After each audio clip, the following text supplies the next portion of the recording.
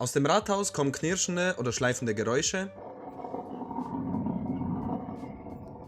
Dein Draht hat etwas Spiel bzw. deine Reifen sind ungleichmäßig abgenutzt oder du verspürst erhöhte Vibrationen beim Fahren. Das alles sind Merkmale eines defekten Drahtlagers und dieser Defekt ist vorerst einmal auf einen kurzen Zeitraum gesehen harmlos. Auf Dauer kann ein defektes Radlager jedoch größeren Schaden anrichten als du glaubst. In diesem Video zeigen wir dir, wie du das vordere Radlager an einem Passat B7 selbstständig und zu Hause wechseln kannst. Ziel ist es, Kosten zu sparen und dich durch den kompletten Prozess mitzunehmen. Dieses Video umfasst alles, was du benötigst, von Werkzeugen und Bauteilen bis hin zu den erforderlichen Drehmomenten für alle relevanten Bauteile. Viel Spaß beim Video!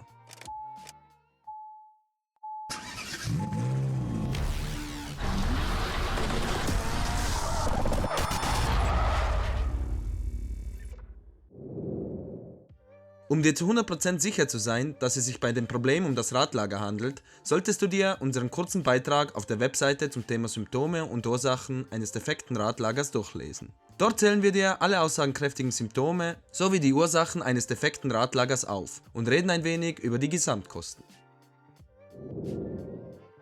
Folgendes Werkzeug benötigst du für diesen Umbau. Extra zu erwähnen sind vor allem die speziellen XCN-Bits, die benötigt werden, um die Verschraubungen der Radnabe inklusive Radlager zu lösen. Sollte dir etwas von den Werkzeugen fehlen, findest du unten in der Beschreibung eine Liste mit den Links zu den Werkzeugen. Wir zeigen dir hier außerdem, wie du das Radlager inklusive Radnabe wechselst. Wieso? Weil es einfacher ist und der Preis in Euro fast der gleiche ist für ein Radlager sowie ein Radlager mit Nabe. Um nur das Radlager zu tauschen, bräuchte man eine Hydraulikpresse, um das Radlager aus der Radnabe zu bekommen. Einen geeigneten Shop, wo du das Radlager mit Radnabe erwerben kannst, findest du ebenfalls in der Videobeschreibung. Lasst uns nun endlich beginnen. Stelle das Fahrzeug auf eine ebene Fläche und ziehe die Handbremse an. Hebe daraufhin das Fahrzeug vorne mit einem Wagenheber an. Lockere daraufhin die Radmuttern mit dem Schlagschrauber und dem Steckschlüsselaufsatz Nummer 17. Es empfiehlt sich prinzipiell, bevor du loslegst, alle Verschraubungen einmal kurz mit der Drahtbürste zu behandeln und mit WD-40 einzuschmieren. Damit könntest du festsitzende Schrauben schon im Vorhinein vermeiden. Noch besser wäre es sogar, wenn du das zusätzlich einen Tag vor dem Wechsel des Radlagers machst. Entferne als erstes den Drahtbügel, der den äußeren Bremsbelag vom Verrutschen verhindert. Benutze dafür entweder einen Schraubenzieher oder eine kleine Brechstange. Die Schrauben vom Bremssattel befinden sich hinter dem Bremssattel selbst. Entferne die Staubschutzkappen der Führungsstifte und löse die Befestigungsschrauben des Bremssattels mit einem Imbusschlüssel Nummer H7. Nimm daraufhin den Bremssattel vorsichtig ab und hänge ihn mit einem Draht oder sonstigen an der Aufhängung auf, um Spannung auf dem Bremsschlauch zu vermeiden. Entferne die Bremsbeläge aus dem Bremsträger und löse die Befestigungsschrauben des Bremsträgers selbst mit einem Steckschlüsseleinsatz Nummer 18. Diese befinden sich ebenfalls auf der Rückseite. Diese Verschraubungen des Bremsträgers neigen am meisten dazu, festzusitzen bzw. verrostet zu sein. Es ist definitiv von Vorteil, wenn du diese zwei Verschraubungen etwas mit Hitze behandelst und vor allem etwas mit WD-40. Pass aber bitte auf, hier besteht erhöhte Bruchgefahr. Löse die vordere Befestigungsschraube der Bremsscheibe mit einem Torx-Bit T30 und ziehe die Bremsscheibe ab. Sollte die Bremsscheibe festsitzen, benutze einen Hammer, um sie vorsichtig mit ein paar Schlägen von hinten zu lösen. Unter der kompletten Radaufhängung befinden sich die Befestigungsschrauben des Querlenkers. Löse diese mit einem Steckschlüsseleinsatz Nummer 18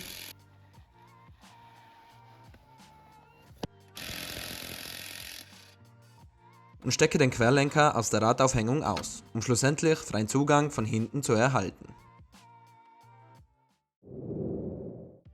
Um nun vollen Zugang zur Radnabe inklusive Radlager zu bekommen, musst du die zentrale Bundschraube der Antriebswelle mit einem Steckschlüsseleinsatz Nummer 27 lösen. Hier wird seitens des Herstellers immer empfohlen, bei der Wiedermontage eine neue Bundschraube zu verwenden. Wenn du die Bundschraube entfernt hast, kannst du jetzt die Antriebswelle aus der Nabe herausdrücken. Du musst dir um die genaue Position beim Herausziehen keine Sorgen machen, da die Antriebswelle durch eine feine Verzahnung mit der Nabe verbunden ist. Das heißt, du kannst bei der Wiedermontage später die Antriebswelle einfach ohne Bedenken wieder in die neue Radnabe inklusive Radlager zurückstecken.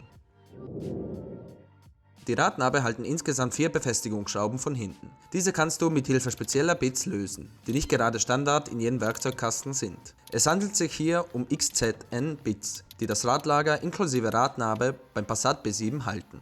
Um diese zu lösen, benötigst du den XZN-Bit Nummer 12 als Stecknussaufsatz.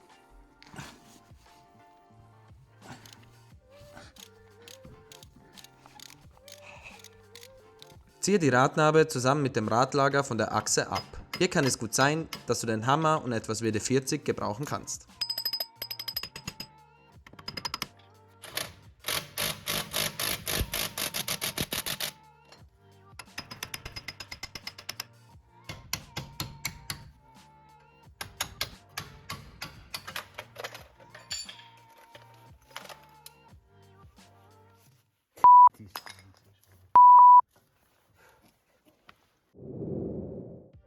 Reinige die Achsaufnahme gründlich mit einer Drahtbürste und Bremsreiniger, um Schmutz und Rost zu entfernen. Statt einer normalen Drahtbürste eignet sich hierfür am besten ein Akkuschrauber mit einer Runddrahtbürste als Aufsatz. Trage daraufhin eine dünne Schicht Kupferpaste auf die Kontaktstellen der Radnabe auf, um in Zukunft Korrosion zu vermeiden. Setze die neue Radnabe inklusive Radlager auf die Achse und richte sie korrekt aus, um sie mit den neuen Schrauben wieder befestigen zu können. Ziehe die neuen Schrauben mit dem vorgesehenen Drehmoment, ziehe die Tabelle dazu, fest und benutze dafür wieder den XZN-Bit Aufsatz Nummer 12.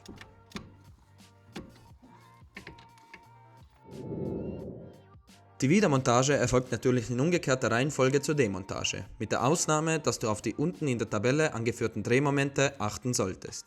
Außerdem sollte die Bundschraube der Antriebswelle erst auf das definierte Drehmoment festgemacht werden, wenn sich das Fahrzeug in der Normallage befindet. Normallage bedeutet, die Radaufhängung sollte nicht komplett ausgefedert sein. Die Schritte zur Wiedermontage sind wie gefolgt. Antriebswelle montieren, also nicht festziehen, sondern nur montieren. Setze die Antriebswelle wieder in die Führung ein, schraube die Bundschraube an, ziehe jedoch zunächst nur handfest an.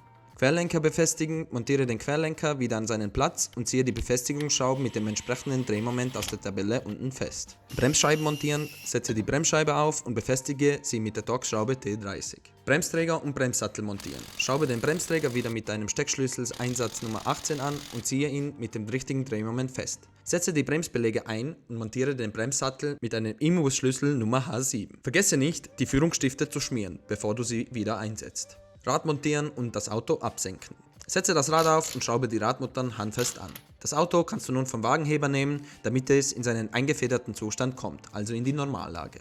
Nun kannst du die Bundschraube der Antriebswelle anziehen. Und zum Schluss Radmuttern final einziehen. Ziehe die Radmuttern über Kreuz mit dem angegebenen Drehmoment fest und überprüfe, ob du nichts vergessen hast. Hier zeigen wir dir nochmal zur Übersicht die Drehmoment-Tabelle.